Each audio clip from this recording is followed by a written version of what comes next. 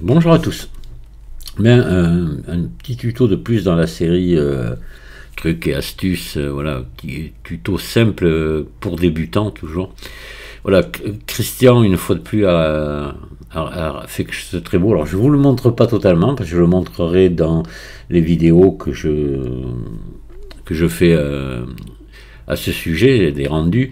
Je vous montre quand même, bon, il a fait encore un poste de radio, mais il est magnifique, vous verrez le rendu, c'est toute beauté. Et il m'a envoyé ça parce que je lui ai posé la question, mais tes grilles, là, tu les as vraiment faites ou c'est une image? Il m'a dit, non, non, je les ai vraiment faites, donc il m'a envoyé ça pour me montrer.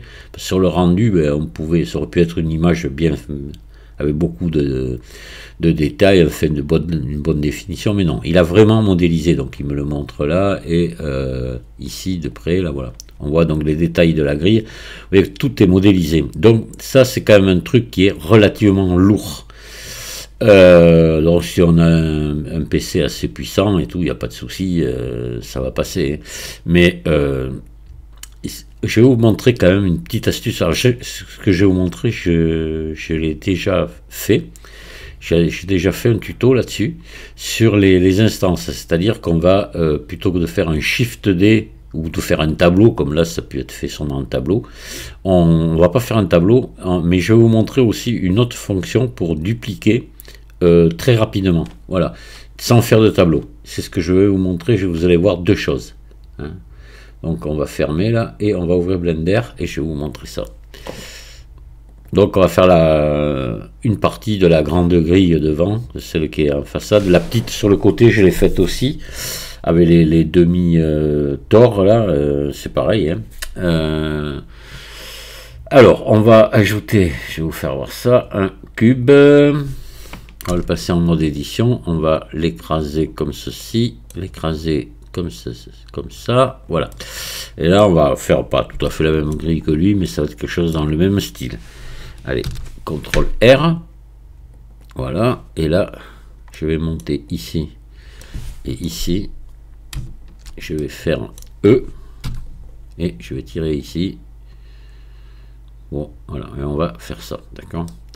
Et là, ce qu'il faudrait même, ce qu'on pourrait faire d'ailleurs, c'est X face et ici, et là X face. Dans le cas de la grille, on peut les enlever. Voilà, donc là maintenant, ce que je vais faire, alors attendez, on va le faire beaucoup plus petit. Voilà. Donc là, Christian, je pense qu'il a fait comme ça, il a fait un tableau vertical et horizontal, et ça a fait la grille.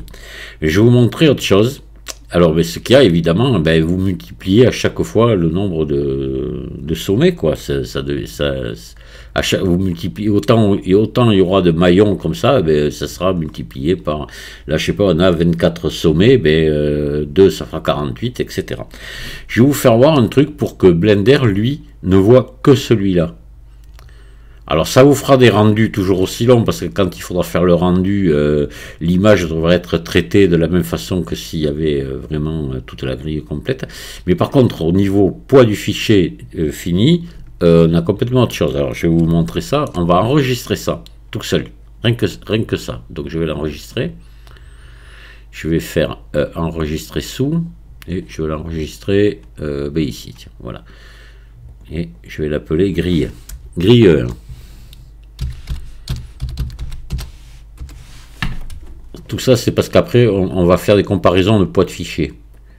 Voilà, donc ça c'est bon. Maintenant, ici, plutôt que de faire un Shift D, je vais faire un Alt D.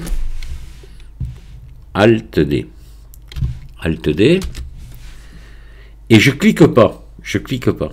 Je fais, une fois Alt D fait, je touche pas ma souris, je fais G, X, et là je déplace. Voilà. Et je vais le mettre pile où il faut à côté ici. Et là je clique, ce coup-ci, je clique gauche. Et maintenant je fais, c'est là, donc cette fonction Alt D pour dupliquer. Mais là, en réalité, je n'ai pas dupliqué l'objet, j'ai créé une instance du premier. Ce qui fait que ce nouvel objet est totalement virtuel. Voilà. Et là, maintenant, je fais Shift R. Et vous voyez, hop là. Je vais pouvoir faire comme ça autant que je veux. Shift R. Je vais multiplier mes instances. Ce que je vais faire, alors bon, moi, je vais arrêter là, ma grille, je pourrais la faire beaucoup plus grande, moi c'est juste pour vous montrer l'exemple. Ce que je vais faire maintenant, l'original là, je vais le mettre dans une autre collection. Je fais, pour pas, parce que celui-là, je veux pas qu'il soit visible après.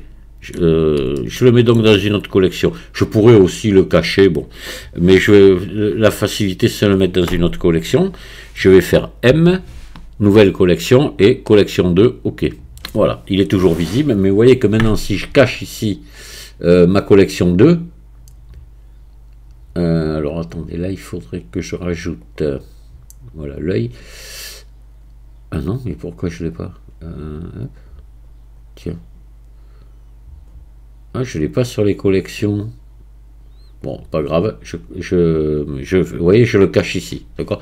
Mais l'idéal, ce serait après même de le cacher au rendu, carrément. Voilà. Il n'y est plus. D'accord.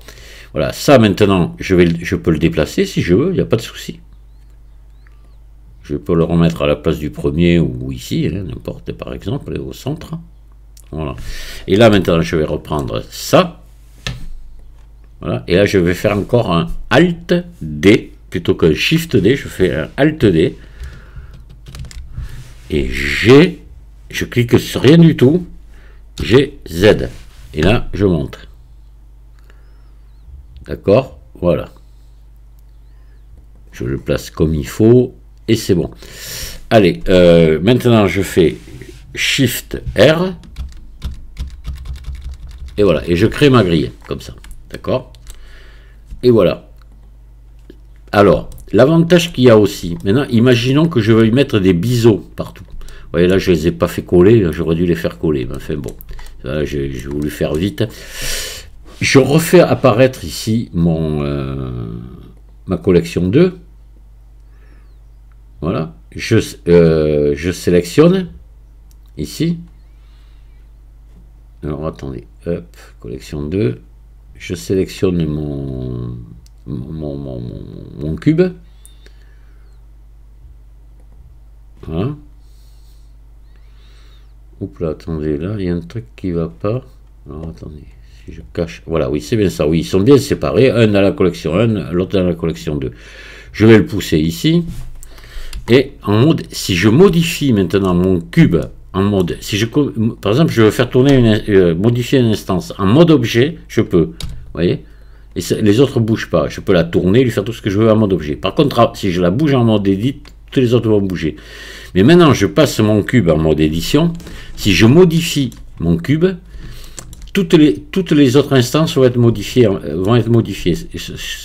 Chose que si j'avais fait Shift D, on ne pourrait pas. Chaque objet serait indépendant. Là, tous dépendent de celui-ci. Donc là, si je fais S, vous voyez? Voilà, là je vois que ils ne collent pas, je vais pouvoir les faire coller. Donc je vais me mettre ici en mode vertice. Je vais en mode transparent, je vais prendre ça et ça. Voilà, et là je vais venir augmenter ici légèrement la taille et ils vont coller là. Hop là. Voilà, ça y colle, vous voyez. De même que si je viens bouger ici un sommet, vous voyez, ça bouge aussi de l'autre côté. D'accord? Voilà. Donc là, j'ai fait ma grille. Et on va enregistrer maintenant, et vous allez voir que le poids du fichier sera pas plus lourd que quand lui, il était tout seul. Et ça, c'est très intéressant. Vous avez un fichier beaucoup plus léger. Par contre, si je mets une texture maintenant à celui-là, elles vont être toutes répétées. On va le faire. Enfin, on le fera après parce que ça va me donner du poids. La texture va me donner un petit peu de poids et je veux qu'on puisse comparer comme il faut. Je vais enregistrer. Alors, je vais l'appeler grille 2. Voilà. Et là maintenant, je vais aller dans mon fichier qui est ici, je crois. Je ne sais plus où je vais enregistrer. Grille, voilà. Allez, grille 1, propriété. Je suis à 5,1 MO. Grille 2, propriété. Je suis à 5,4. Vous voyez, c'est dérisoire. Il y a un peu plus, mais c'est dérisoire. Voilà. Ce qui fait que en taille, en poids de fichier, ça n'a pas bougé. Voilà. Et ça, c'est très très intéressant. Donc, Alt D, vous faites une instance, et après, Shift R, vous pouvez comme ça dupliquer les instances autant que vous voulez. Alors, pourquoi je vous ai dit il faut rien toucher quand on a fait Alt D et après Shift R, je dis surtout cliquez pas ni rien, ça marchera pas. Oui, parce que le Shift R ne reproduit la dernière action, une seule action. Donc si je fais Alt D et que je clique, c'est une action, et après le déplacement G, Z ou GY comme j'ai fait, c'est une deuxième action, dont le Shift R ne prendrait en compte que la dernière action. Il faut pas, il faut que ça duplique et que ça déplace en même temps. C'est pour ça qu'il ne faut pas cliquer entre les deux. Voilà. Allez. Ok. Voilà, la grille à Christian, comme ça, faite. Alors si maintenant je mets par exemple des biseaux ici, admettons que je veuille que ma grille ait des biseaux pour l'adoucir, vous savez que ça, moi je suis un partisan du biseau, hein. Eh bien, je vais tout prendre là. Enfin, je vais le faire manuellement, allez, ça va aller assez vite, hein. Je vais prendre ces arêtes là, celle-ci, celle-ci, celle-ci. J'aurais pu le faire avec le modificateur biseau, ça on l'aurait fait tout seul sans s'embêter comme je fais là, mais bon, c'est rapide. Voilà, ça y est, j'ai tout sélectionné. Je vais faire un CTRL B. Ici, vous allez voir que le CTRL B va être répercuté sur tous. Ah, attendez, j'ai oublié ici, pardon. Enfin, l'idéal, c'est de même tout prendre, allez, parce qu'il vaut mieux faire les biseaux partout. Allez, CTRL B. Voilà. Et voilà. Et là, vous voyez que mes biseaux sont venus, regardez, s'adoucir partout, sont venus se répercuter partout. Et toujours pareil, malgré que je rajoute du maillage ici, le poids sera toujours équivalent à celui-là et pas à l'ensemble. D'accord ? On va recommencer, on va reprendre son autre grille à Christian, et celle qu'il a fait, vous allez voir, je vais vous refaire une autre démo. Hop. On va carrément sortir de là, je vais ouvrir un nouveau fichier. Ah, j'aurais pu le faire directement dessus, c'est une habitude que j'ai pas et c'est un peu dommage. Il me suffisait de faire ici nouveau et c'était bon. Alors après l'autre grille qu'il a fait Christian, on va ajouter un maillage de type Tor. Voilà, on va faire un RX90. Et puis là, on va ici, hop, sélectionner là et là, on va couper V. Voilà. Et puis là, CTRL L, je vais pousser ici, alors ici et là,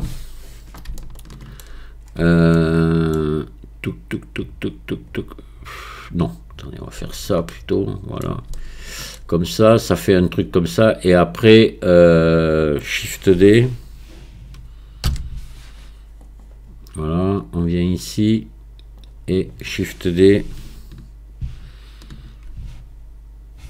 celui-là, CTRL L, Shift D, on pousse ici, voilà, et après on joint ici, et là. Je fais relier boucle d'arête, voilà, ou bridge aussi, vous pouvez faire ça et ça, et ici bridge. Voilà, c'est pareil, mais vous voyez, ça vient, il faut faire gaffe au bridge parce que, voilà, il faut venir dans vriller ici, voilà, c'est bon. Alors voilà, on a un ensemble ici qu'on va, alors sa grille à lui, elle était verticale, hein, comme ça. Alors, ah oui, après, je crois que c'était ça, ça faisait ça. Hop. Voilà, et donc comme ceci. Un truc dans ce genre-là. Bon, ça n'a pas beaucoup d'importance. Ombrage lissé, ou ombrage lissé auto même. Voilà. Ah, ombrage lissé plutôt. Allez, et là, c'est pareil, vous allez faire maintenant Shift D, Alt D, pardon, pas Shift D, hein, Alt D pour faire une instance, et GZ, voilà, parce qu'elle est verticale, et comme ça, il n'y en a pas d'autre à côté. Allez, Alt D, et sans cliquer, rien, je touche pas ma souris, je fais GZ, et maintenant je monte. Hop, et je viens ici coller au ras, et voilà. Et là, maintenant, je vais faire Shift R. Et allez, j'y vais. Et je me fais la grandeur que je veux, comme ça. Voilà. Avec, donc, une fois de plus, le poids d'un seul objet. D'accord? Et maintenant, comme je vous disais, si je modifie le premier ici, eh ben, les autres vont être modifiés ici aussi. Admettons, par exemple, je veux boucher les bouts, là, ça serait pas... Ah ben, ils sont tous sélectionnés, je fais F, hein, puis je fais CTRL B, mettons, pour mettre des biseaux, hop, voilà, et vous voyez que tous, derrière, font la même chose. Voilà, donc ça, c'est des choses à savoir, parce que ça peut être très très utile. C'est vrai que le shift R, moi je m'en sers rarement, et c'est une erreur. C'est une combinaison de touches bien pratique, bien pratique. Et le Alt D, ben aussi, parce que voilà, on a des instances. C'est des objets virtuels. Voilà. Et là maintenant, si je mets une texture à celui-ci, vous allez voir, elle va se répercuter à tout le reste aussi.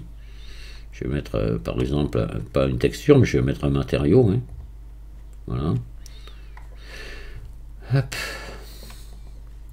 Et